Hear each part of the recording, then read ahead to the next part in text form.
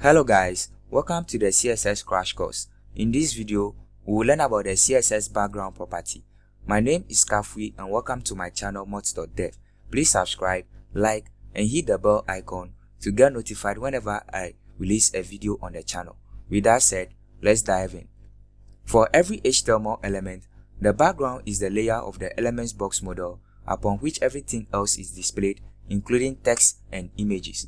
So in my index.html file, I have my h1 and paragraph elements, and then I have this style sheet which I have included in my HTML document. So in this video, we'll look at how to change the background color and how to cover the background of our web page using an image. So I'll go ahead and select the body element, and in order to change the background color of our web page, we use the background color property. So I'll just go ahead and then write background color and then select this blue color here and save. By so doing, the color of our web page has changed to blue. Now when I hover over this color, we have this color picker in VS Code which I can use to manipulate or change the color to another color. So I'll just go ahead and then use this slider here to manipulate the color. I like this color and save. Now you see that our color has changed, and when I hover over it, we can change our color to RGB, or using this hexadecimal color value, or using this HSL color value. Now in order to cover the background of our element or our web page, we can use the background image property. Now in my file explorer here, I have this image that I have downloaded from Unsplash. So this is what we will use. So I'll comment this one out.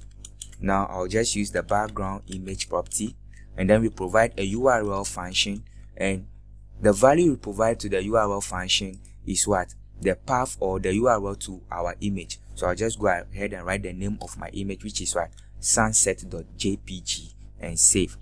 By so doing, the image gets what? Applied to what? Our web page. So let me just enlarge this for you to see. So you can see that the image is applied, but it's not showing properly. It's only part of the image that is showing.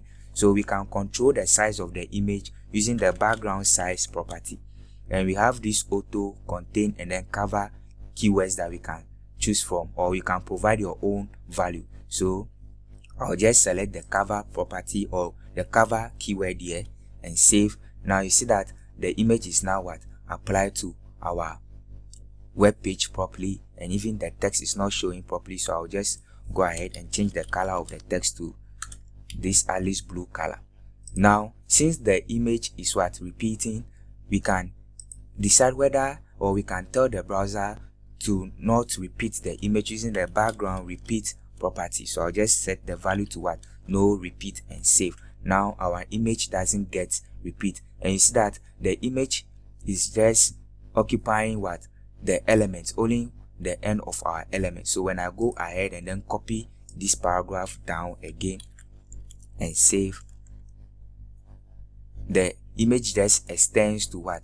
The end of what? The element. So if you want the image to cover the entire viewport, I'll change the height to, or I'll set the height to what?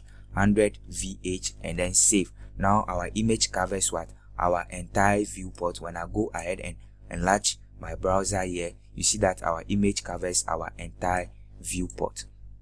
So there are other background properties that we didn't talk about, so you can go to MDN and look at some of them, like the background clip, the background attachment, origin and position properties. That's all for this video. If you have any questions, put them in the comment section for discussion. Please subscribe, like and hit the bell icon to get notified whenever I release a content on the channel. Thank you for watching, and see you in the next one.